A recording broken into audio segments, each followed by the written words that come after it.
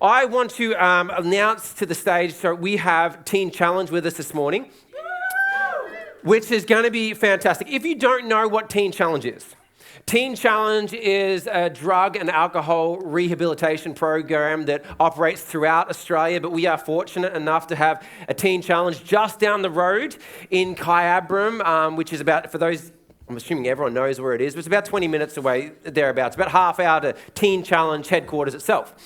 But so we are fortunate enough to have TC with us, and they're going to be continuing on a discussion that we started last week, which was more to the story. And if you weren't here last week, to give you some background on it, so more to the story is this idea that there's certain things and happenings in life that we believe are just black and white. Like there's black and white reasons as to why someone is an addict, or why someone finds them addicted to something. And the black and white reasons, I don't know what it was that you grew up with, but it's beside the point. But we have black and white reasons as to why someone is that way, and then black and white reasons as to how to solve that. But what we've discovered, we started last week with homelessness, and the example that I put forward is the black and white on homelessness is that they're just too lazy to get a job, they're too lazy for this or that, but the reality is there is as many different reasons that people find themselves homelessness as there are individuals that find themselves homeless. And the solution to that is as numerous as there are people. And so what we want to do is continue that story with some guys from TC. Can I please invite Aaron, Dan, and Tyrone to the stage? If you guys want to stand up.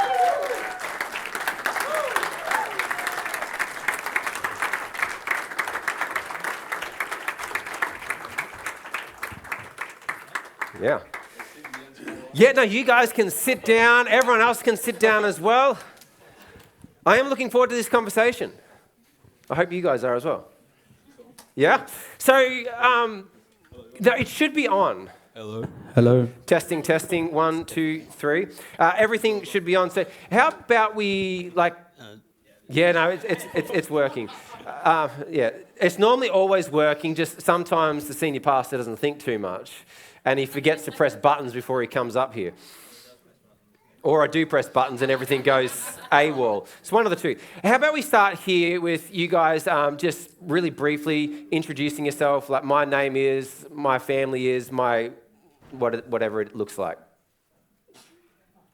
Go, Daniel. Yep, so my name's Dan, I'm 27, came to Teen Challenge from Bendigo. I grew up in northeast Victoria and Wangaratta, but I'm from Bendigo, lived there for the last 5 years, and I came to Teen Challenge because I was addicted to porn and gambling. They were my two vices that I couldn't really shake, and probably been addicted to both of those since I was about 13 or 14.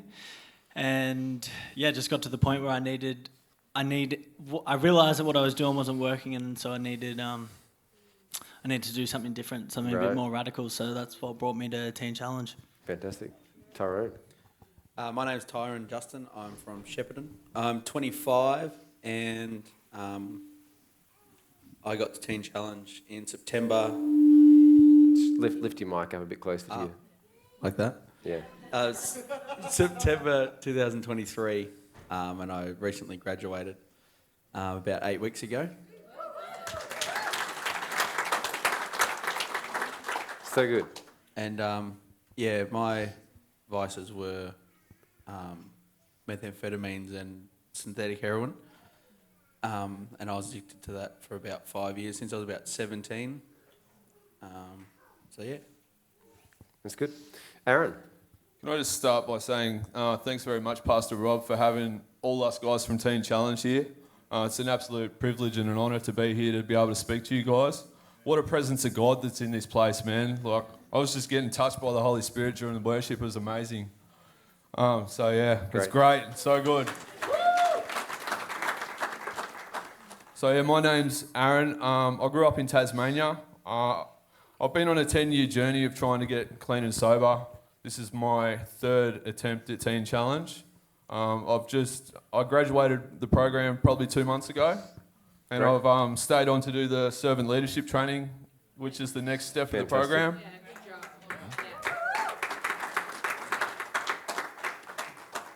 I've always made the mistake in my life of trying to do recovery and leaving before God had actually done the real hard work that's needed in order to be like have a sustainable and a carefree life. You know, like every day's a battle, but as long as you got Jesus on your side, it makes life so much easier. So Yeah, great. Yeah. Fantastic. All right, so I'm going to ask the question to all of you guys, and just you can jump in, you can fight over who answers, who goes first, that sort of thing. So you've briefly told us about yourself, but maybe tell us about who you were before addiction became part of your story and the circumstances or experiences that created the space where that grew. Who I was before addiction, I was just like a pretty normal kid. I was homeschooled. I didn't have a massive social life. I was just like, I'd just eat shapes and play Minecraft till ridiculous hours of the morning. That was pretty much my life. And then I think culture was a big thing when obviously I had a desire to seek some sort of a friend group, and they were the wrong people. Yep. And sort of influenced by culture, I sort of learnt some bad things, and it snowballed out of control really quickly, and I sort of didn't recognise myself really fast. Mm-hmm. But yeah, I kind of wish I was the person I was, still playing Minecraft, because life's pretty complicated when you're an adult. But, but yeah, they don't tell you that as you're growing. No, do they don't. But yeah, I was a pretty normal kid. I was a pretty happy kid. I was just done my own thing, really. That's really it. Yeah, so you talked about friendships that weren't healthy. What did that look like? Well, it started sort of with family friends. I had a family friend from, he moved up from Melbourne, and he just got out of prison and stuff, and I sort of looked up to him as a role model.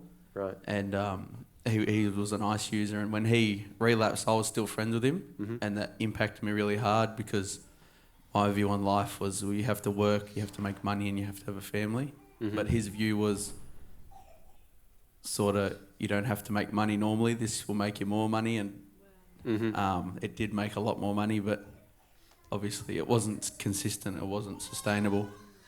And I sort of just learned all the connections through him, and I sort of just meshed into that world really well.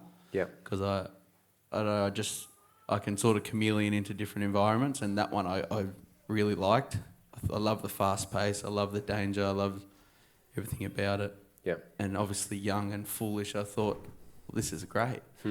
And that sort of, it just looked like just a fast paced environment with lots of risk, not caring about the law and stuff. I thought I was above everything. Yeah. Above responsibility.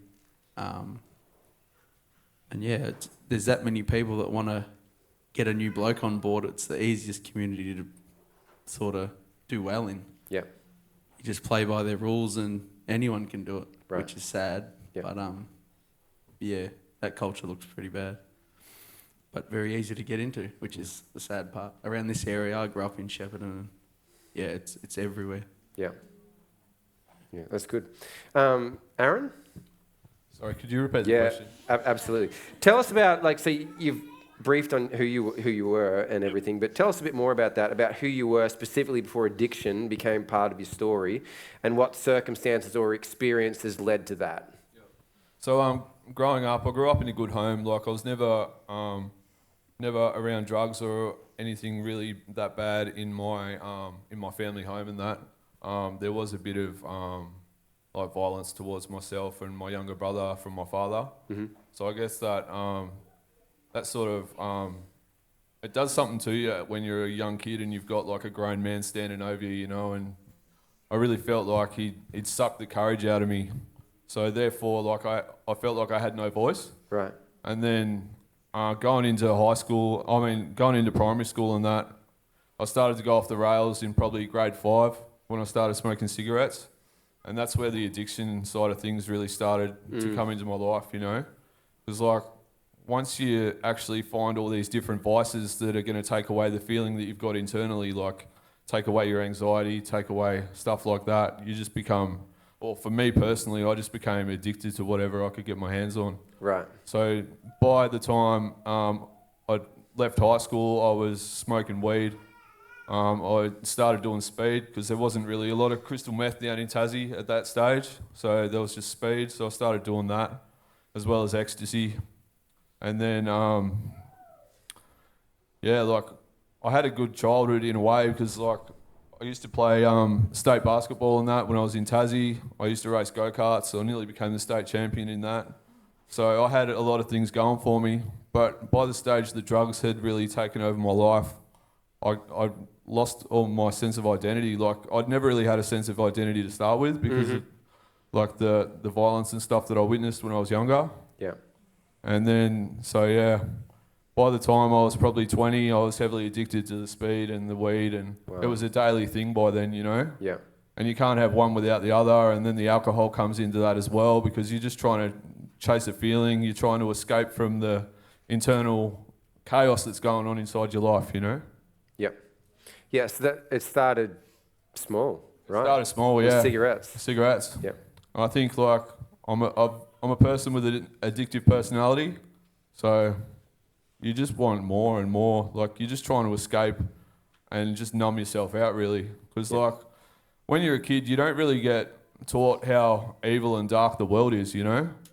Like you go through school, and even the stuff that you learn at school, I don't think really equips you to become the person that you need to be for life, you know? Even though I went to a Catholic primary school and a Catholic high school, I used to like view Jesus as Santa Claus or someone like that, you know? Like it was just it's just something that you did, you know? There was no actual personal relationship with God. Yep. There was no like I didn't have anyone to talk to, you know, like, and I felt so alone in a lot of ways. Great. Dan, what about yourself?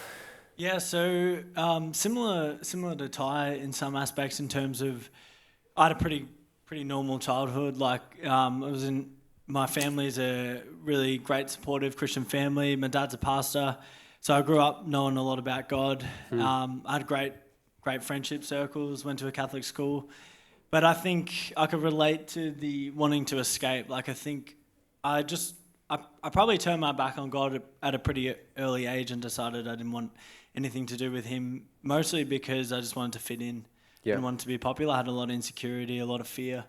And so I was always chasing that. And but I always felt pretty inadequate within myself. And that's where addiction kind of played its part, because I was just looking for things to numb how I was really feeling and just to escape, to have temporary moments of release. And I think, I'm not sure when, but I started to, I don't know when I became aware that that's what I was using it for, but it became increasingly more noticeable to me that that's what was happening, and I was more and more isolating by myself doing those things. And I think that was kind of the recipe for it. And then when I was about 22, I gave my heart to God, which was a big turning point, because before then I wasn't concerned with what I was doing. I didn't have any, I was happy living the way I was living, even though I knew that my addictions were hurting me.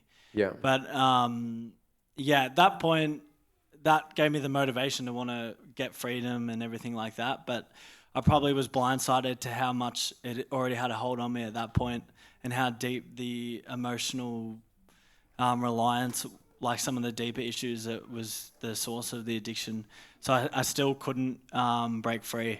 And then I think over the years past that, so 4-5 years past that, I just become tired of trying to fight it. So eventually I kind of went back down and lost all the motivation and the fight, and then that's when it got even worse. Yeah, great. So, like, the black and white sometimes thought behind this is it's a certain demographic of people that find themselves dealing with addiction, but the reality is, like, you were homeschooled, you were a pastor's kid, and you were a normal kid. Ish. Normal-ish. Like that. I don't know about normal. Fine, normal. Well, we'll leave that for another conversation. But We end up having black and whites about what type of people are addicts. And we normally, I think, look at that because we see the outworkings perhaps of someone that's going through the difficulties and the wrestles of addiction and like, oh no, that's just who they were from the get-go. There's like human beings behind every story. Like as far as like each one of these guys had people in their lives and have people in their lives that love them. And you can hear from each of their stories. One of the things Chris said a couple of weeks ago, like none of them grew up with the goal of becoming an addict. Like that wasn't their dream. But we so often, I think when we engage with conversations around people that are struggling with addiction, we don't say it, but at least how we talk about it is that we nearly demean them as far as, oh no, that was nearly just their life's aspiration was to be this. It's not. Like there was go-karts, there's Minecraft. and shapes. Like as far as we've all got a story. And like all three of these guys, as well as all these guys over here, had dreams and aspirations as children. So you've touched on it, but I'll get maybe two of you to answer this one. What did substances initially do for you that you felt necessary? And can you walk us through the journey from using to needing? When you grow up and you feel like you've got no voice in the world, right? The crystal meth makes you feel like you're on top of the world, and it gives you that voice, I guess. It gives you a false confidence because everything the meth does is the complete opposite of what the Holy Spirit is actually trying to do in your life. You know? That's like great. It's just everything from the devil's a counterfeit. Right. So. That's great, Aaron. Yeah. Either of you guys got thoughts on that? What was the question, sorry, the first part? What did substances initially do for you that felt necessary, and can you walk us through the journey from using to needing? Definitely the escape part of it. Like right. I wasn't able to be, I didn't know this at the time, but in hindsight, I wasn't able to be present with the feelings I had of fear and insecurity and just the deep shame that I had from, I don't know where it started from, but that's what I felt as a young kid. So I think, that was the appealing. Like that was the appealing aspect of it. Like especially with gambling, like it was such a stress relief. And so any stressful situation or any time that I felt inadequate or any time that fear would come up, which all of those things come up quite a bit, I would just find myself autopilot doing those things. And so that was always the appealing part. And then I got used to the feelings of like the cycles of, I liked the feeling of feeling like I'd hit rock bottom because I would often like sabotage myself so that I could restart again. Right. I felt like I couldn't restart unless I'd hit rock bottom, which for me meant frequently just losing all my money or just becoming a little bit depressed. And then I would like restart again, especially after I became a Christian. It was very roller coaster, up and down all the time. Wow. Yeah. So I think I started to become used to that and actually liked the feeling of that. Yeah, which was weird, but that's what was going on. Yeah. Yeah, great. So there was listening to you all, like, and obviously you're going through a program. So there was that moment where I wanted to get clean, or like multiple times I wanted to get clean. But what barriers did you face when you wanted to get clean, and what finally made recovery feel possible for you? So the barrier that I've most struggled with out of this whole 10 years of trying to get clean and sober has been myself.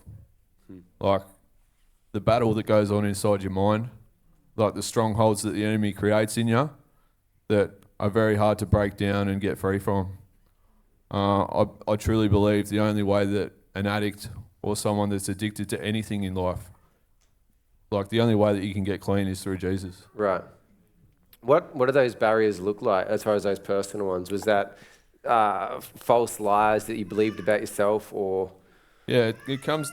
There's a whole variety of things that you struggle with as an addict. I think like becoming an addict, you get a lot of time in your own head, and that can be your worst enemy because of the lies and stuff that you believe about yourself, the poor self-worth, the feeling of thinking that you're stuck in this forever and like life's not going to get better. Like you live to use and you use to live. Like I was never a criminal, but I always used to work, and the work became the means to get high. Right. And then being stuck in that cycle is very hard to break. Like there was times that I'd sort of like black out through life, and then I'd end up at the dealer's house and then not know how I've got there. And then like before you know it, it's been another week and you haven't slept, and like life just continues to go on. But from the moment that you start using drugs and the moment that you get caught up in that lifestyle, I feel as though you become stagnant. Yeah, great answer. One of you two want to... What was the question? Yeah, no, I'll repeat it. Like, what barriers did you face when you wanted to get clean, and what finally made recovery feel possible for you? Yeah, a lot like Aaron, the barriers were just myself, just not wanting to make that full dedication and decision to be like, well, I do want to get off it. When you don't have any, you're like, oh, I wish I just didn't do this. But you're just like, payday's coming around, it'll be fine. But it's a decision of the heart. You can't just half-heartedly say, oh, I want to get sober. You have to knuckle down and say, all right, I want to dedicate myself to 12 to 18 months of a program, put my whole life on hold, and actually put the work in and want to get sober. And if it's going to be one foot in, 1 foot out, it's destined to not work. I've learnt that. I did rehab in Gippsland, and it wasn't really rehab. We just mucked around all day. It was an Indigenous rehab, and all my cousins were there, so we just muck around and be stupid all day and cut wood, and there was no recovery involved. And I didn't really want to get sober. You just get tired. You just get sick of it. Right. Like, at the time I wanted to get sober, I was 23, and 2.5 years of my adult life was in prison, and I was just sick of it. Yeah. My parents really despised me. My daughter was 1 year old, and I was in her life for like 6 or 7 months, and I really just felt like something needed to really change properly. Yeah. Not just like, oh, get off it for a month. It's like I had to actually dedicate myself to a program, but there was no programs that go for long enough. Yeah. To actually change. And Teen Challenge, I believe, is the only program in this state that will happily take you on for that amount of time and longer if you need it. Yeah. Like, the opportunities there, if you feel like you're like 40-year addiction, it's going to take a lot longer to break. So you might need to be there for a few years. Yeah. And the Teen Challenge is the only program that'll facilitate that. There's no other program in the state. 3 months, 6 months, that's it. Yeah. But having a good program available and the decision of the heart to say, I do want to get sober and I do want to change my life. If you don't, someone can put you in a rehab for 10 years if you want. If you don't want to change your heart, it's not going to work. You'll just leave and use. I think it's definitely posture of the heart. It needs to be adjusted first. That's great, Ty. That's great. I think I was going to say, I think for me, shame was definitely the biggest barrier, because part of what led me to addiction was just the crippling fear of what people thought of me. So admitting that I have a life-controlling issue that I don't know how to fix myself and I can't get on top of, just flew in the face of that. So that was scary to admit. And I guess part of the cycles that I had, especially after I became a Christian, was I would frequently try to impress other people or try to impress God, by getting into leadership positions or running things like that. And then as soon as I felt like I got in those positions, I felt like that was just another barrier another reason that I couldn't confess and couldn't start the healing process that I desperately needed. So I was just kind of feeling that perpetual cycle of like up and down, and then when I was up, it was just another reason that I couldn't get help, but I desperately needed help the whole time. So I think I had to get a little bit worse, especially probably in the last year before coming in. I had to get to that point of it was starting to affect that outside perception that I tried so desperately to maintain. That was starting to fade as well. So I think that provided me the space I needed, or the reason I needed to then be able to get over that and start admitting to other people that I cared about that this is way out of control. Yeah, great. Ty, you touched on something that growing up, this is for me, growing up, the thought so often is, oh, they've got a problem, they've got an addiction, just stop. But like you just said, like you've got to be committed to the journey. Yeah. And how many? You said you've been trying to get, like you've gone through Teen Challenge. How many times did you say? This is my third time. Yeah. So for the last 10 years, I've been trying to get through my thick head, don't use drugs, you know? But it's not that simple as just saying don't use drugs, you know? Yeah. Like there's a lot behind. Like it's been, I understand that God can be like bam and set people free from addiction like that. Yeah. But for me, it hasn't been that case. It's been a case of learning, developing my character, and really just working on the core issues of what make me tick. Yeah. Yeah, that's that transformation of mind. Yeah, of what it's Romans a process. Talks about.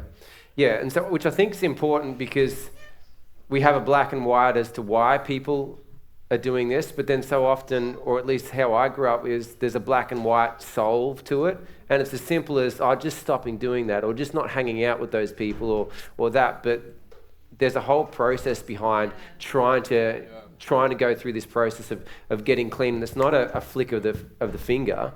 It's a journey. Yeah, like in order to understand addiction, you really have to learn to understand trauma and the way that we're raised and like the things that we've witnessed through life, you know? Mm-hmm. All the things we've witnessed make us the people that we are. And then it just becomes a fact of not wanting to be that person anymore. Yeah, great. So you've all discovered Jesus. Yep. So how has your relationship with Jesus intersected with your recovery journey? And what does freedom look like for you today compared to what you thought it would be? I know it's a big question, but do your best.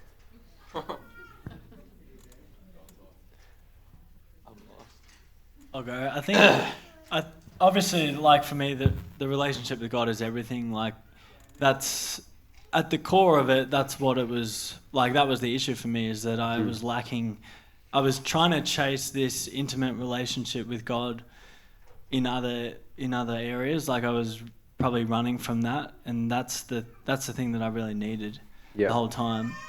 But I felt like for me, it was kind of in two things. Like, so when I decided to give my life to God, it provided this, some of the things clicked straight away in my head, and it made sense to me while I was why I was struggling with addiction. But then over time, I realized that I was still, some of those mindsets and unhealthy cycles, we're still continuing even after, even though I knew the right things in my mind. Yeah. So this time around, I realized that the most important thing for me is to be honest with God, like to just be blatantly honest with Him and be able to be real with Him, like in the deepest, with my doubts, with my insecurities, with my lack of trust in Him. Like, I had to admit that to Him to be able to work through that and to get that true relationship with Jesus that I was really chasing the whole time. That's great, man. Either of you guys? Since the beginning of time, the enemy's been trying to isolate us and take us away from the presence of God and take us away from relationship with God. Yeah. So once you get that back and you actually realise the infinite power of our Creator God, like you realise that the Holy Spirit actually dwells within you now. Like, it makes you really look at yourself and makes you really learn to make better choices, because choices are the thing that really has become so important for me on my journey anyway. Like, I've made so many bad choices in the past, and actually learning to trust yourself again, and then being able to actually outwardly work that trust by trusting other people has become like something that really sets you free. Wow, that's great. You want to add anything to it, Ty? You don't have to. I zoned out halfway through that. I have no idea what's going on. What was the question? How has your relationship with Jesus intersected with your recovery? Yeah, that change of heart, we go back to that again. Change, I believe, is internal. Yep. And through the transformation and through the Spirit, I feel like that's a massive part of recovery. For me, on a personal level, I think just the security that God gives is enough. You know what I mean? Yeah. Just knowing that I will be provided for. I do have someone to talk to. There's always someone looking after me. So good. And it's the exact opposite of everything you get in the world I come out of. Yeah. And when you everything's so rocky and uncertain, and you could go to prison at any moment, and you could die at any moment, or get a bad batch and you die, or something like that. Yeah. Or there's dangerous people in that world. Anything could happen. Yeah. To just go back to, well, now I have a stable home. Now I have my partner back. Now I have my daughter in my care, and I'm working, and I feel the love of God, and I get to wake up early and just sit with God and just feel the love. I think that's something that nothing else in the world could ever offer, and that's how Jesus has helped me in my life. That's great, Ty. If you've lived in chaos for most of your life, there's nothing like the peace of God, you know. That's great. That's really good. Really good.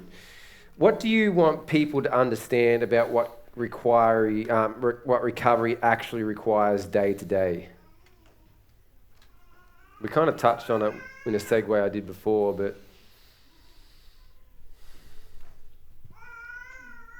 like staying clean is a choice, I feel. Every day I wake up and you've got a choice. You can do right or you can do wrong. Mm-hmm. And it's like, I've come way too far now to wanting to go backwards, you know? Like it's a fight every day for my sobriety and to do the right thing. But like doing the wrong thing can come out in lots of different ways, you know? It can be like being short with someone in your conversations, like having a bad attitude, the way that you relate to other people. Mm-hmm. Like it's got many forms, you know? Yeah. So if bad stuff starts to happen, you've really got to just ground yourself and get back with God, you know? Because He is the anchor and He is the source of life. Great.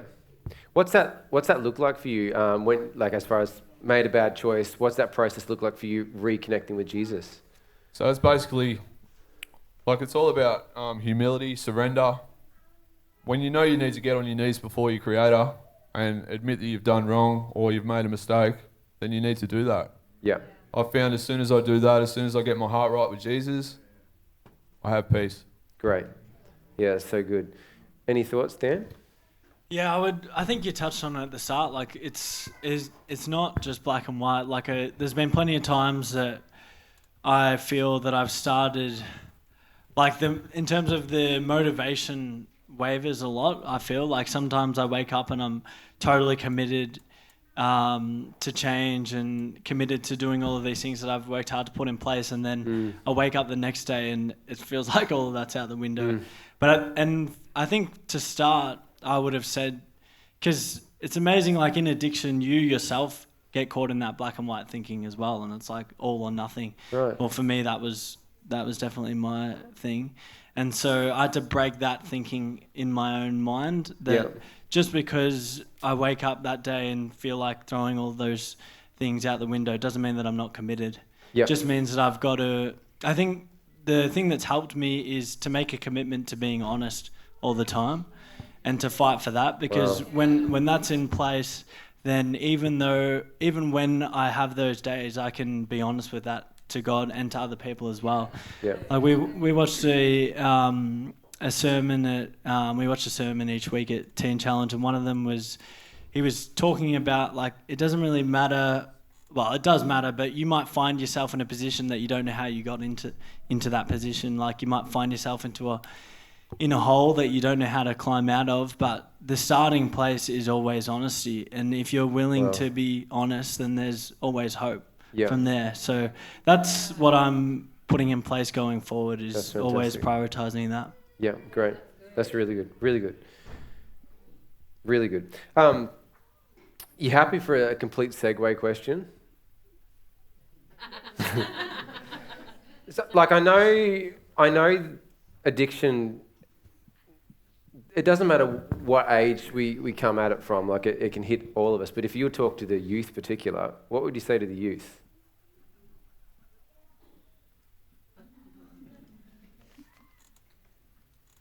Listen to your parents. I'll pay you later for that.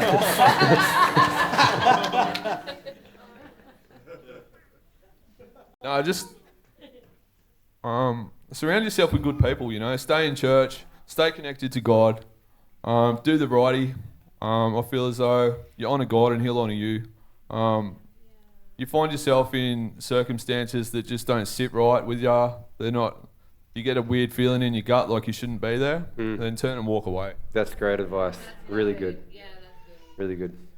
You guys got anything you want to add to it? Yeah, I'd probably say it's okay to struggle. I think it's easy as a young person to look around and think that no one else has struggles or no one has mistakes, but no one's made mistakes, but we all have. And especially those that are older, they've probably walked through similar things, or if not similar things, they've walked through their own things that they've had to really battle through. So if I could be a teenager again, I would make it a priority to seek out older people that I trusted. Yeah. That obviously I think not your parents, because they can be, obviously seek out your parents as well, but I think finding people that are not your parents that you trust is important as well. So good. So that you can hear their stories and hear the things that they've overcome, and then to commit to being honest with them. Great. And then from that place, I think you can find strength to be honest with your peers as well, because I think that helps a lot as well. That's really good. You want to add anything, Ty? If you ever get the feeling that the grass is greener on the other side and what your mates are doing is more fun than what your parents want you to do, they might be right for about 3 months, and then you spend the rest of your life trying to get off everything. Curiosity will kill the cat. Don't get too curious. Yeah, so true. That's good. That's good advice. You'd know that most of you will know the African proverb that it takes a village to raise a child. I've said it a handful of times in church before, and I'm just dealing with the youth in general. Like, statistically, for youth to stay in church and for faith to become their own faith once they become adults, it takes 3 people that aren't their children, aren't their family members, 3 adults to actively engage with them, take notice of them, connect with them, talk with them. And so with the idea that our journey of leading people in a growing relationship with Jesus, whether that's youth or whether that's adults, you touched on having other people speak into you and finding those people. If you're an older person, you don't need to wait for someone to come to you. You've got wisdom, you've got insight, you've got the Holy Spirit with you. You can search out some people around you, next to you, beside you, over this side, over that side, whatever side. Connect with them, love them, go on the journey with them, encourage them, and is the idea. So here's the last question.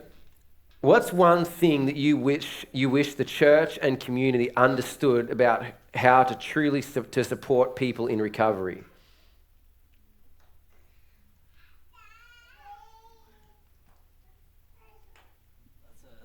This was a tough question. Hey, where do you get these questions? Brutal. I would say, again, it's difficult because I feel like I would frequently push people away that would say things that were probably really truthful and full of wisdom. But if I didn't, I think if I didn't like that, then I would push them away. Yeah. So, but I really appreciated those people coming to me and saying the hard things, for instance, before I come into TC, it was my older brother, was saying to me probably in the last year that, I really have to do something more radical. I can't just keep doing things. I I can't keep doing things the way that I was doing them. Yep. And I really appreciated that advice, even Right. though I didn't like it at the time. But I think I used to get lulled into feeling like there was a quick fix. Like if I just had this spiritual encounter, or if I just had this, this moment with God, then everything would go away. Yeah. And I don't think anyone intended to advertise it like that, but I feel like sometimes at church I felt like that's what people were wanting to happen, like come up the front and just have this moment, and that's it. But I think, and maybe I just wasn't listening, but I think I would have liked to hear more stories where people were talking about the things that they'd overcome that actually took time. Like it was good to hear about the power of God and the things that happened that were instant. But I would have liked to hear more stories about just renewing the mind, like day by day, the battles that they had in overcoming. I think that would have helped me a lot. Yeah, which I think sometimes, like, to back that up, I suppose, I don't know what church denomination you grew up in, but as Pentecostals, we can get so caught up in, the lack of better words, the Shiki Baba moment, where there's, like, it's all about, like, the incredible power of God, and he comes on you and incredible things happen. And we are all for that. As Pentecostals, we love it. Where people are slain in the spirit, or they come up speaking in tongues, it's just that incredible God encounter. But I think sometimes I think a lot of the time as Pentecostals, you're incredibly right, that we focus on that big encounter and not the journey. And like, we're going to go on the journey, connect with, teach about it, that journey of, like, it's a process of life, of renewing our mind. You guys got anything you want to add on? I thought of one thing, like maybe supporting people outside the church, approaching it in a way. I read a book at Teen Challenge by Larry Crabb, and it spoke about you have to build a bridge to the heart before you can impart something. So even like I had a close friend when I was in addiction. He wasn't an addict, but because he was so close, he had that privilege of imparting stuff to me and saying, listen, you probably need help. Yeah. But every external person that I didn't have a very close relationship with, I'd alienate from. Yeah. But I feel like building that unconditional love in that really close relationship with someone completely unrelated to their problems, and don't rebuke them on their use or what they're doing or how they're acting before you have that close relationship. I think that's how you really hit hard. Yeah, that's so good. So yeah, just that. Sometimes all you need is just that love and a good example. Yeah. And maybe that's enough sometimes. Yeah, great. One thing that Jesus really did well when he was on the earth was he loved people unconditionally.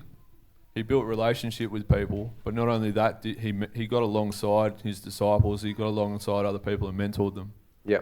I think that's really important for broken men moving forward with their life. To just feel loved and accepted is like the complete opposite of the world that we used to live in. Great. So if you can do that and actually create a repertoire of relationship with someone, then that's going to mean the world to us. Like, even though as addicts we might be a bit standoffish and stuff to start with, but it's only because feeling loved is so unnatural to us, you know? Wow. Yep. That's good. That's good. Well, guys, I want to say on behalf of everyone here, thank you very much for coming and sharing with us and helping try and shift some of that conversation to realise that there's more to the story. There's more to your story. There's more to the broader story. So does everyone want to give them a round of applause?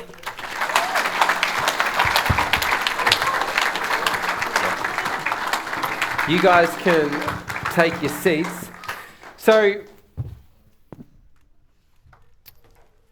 there's a couple of things to close with. William, if you can put up on the screen those slides, or that slide. So if this is a wrestle for you, if you've got people in your life going through, can you put it on the side screens as well? People in your life going through, or perhaps this is your journey, this is your struggle, and you realize that you need some support.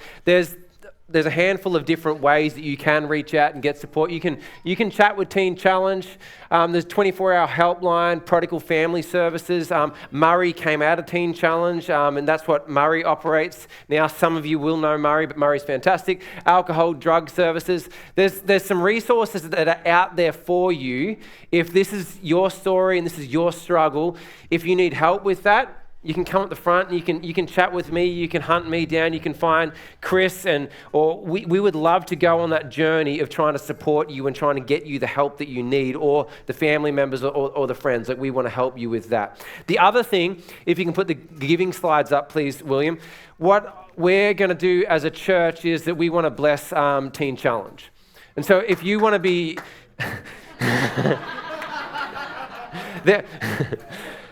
If you want to be part of that, you can give and put a description in there for Teen Challenge, like if you want to give a love offering. And so to make it simple, like you can do direct deposit, you can do the tithely thing, and in the description, write Teen Challenge, or you'll work it out and we'll work it out as well. If you've got cash and you want to do it via cash, there is a offering box up the back, and I know some of the general tithes and offerings go into that.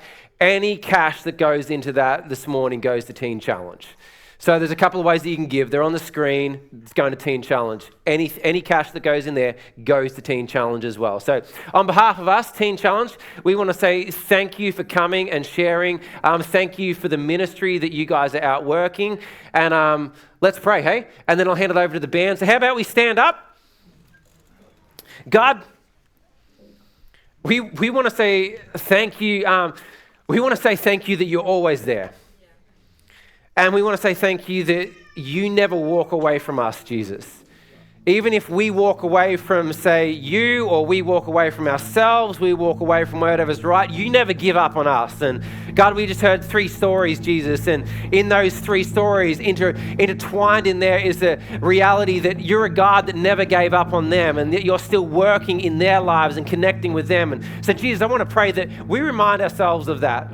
The person next to us that's struggling, that we may not see it, but you've never given up on them, and you're never going to give up on them. So God, I want to pray that you rewire our minds to be people that never stop praying, never stop contending, never stop believing. In Jesus' name, amen. Amen. Why don't you put your hands together? Come.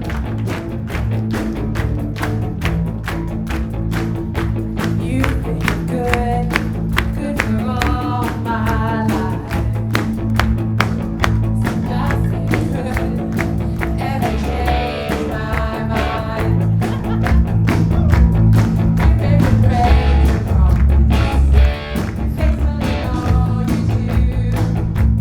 Yours is the way, the truth, the life that I will choose.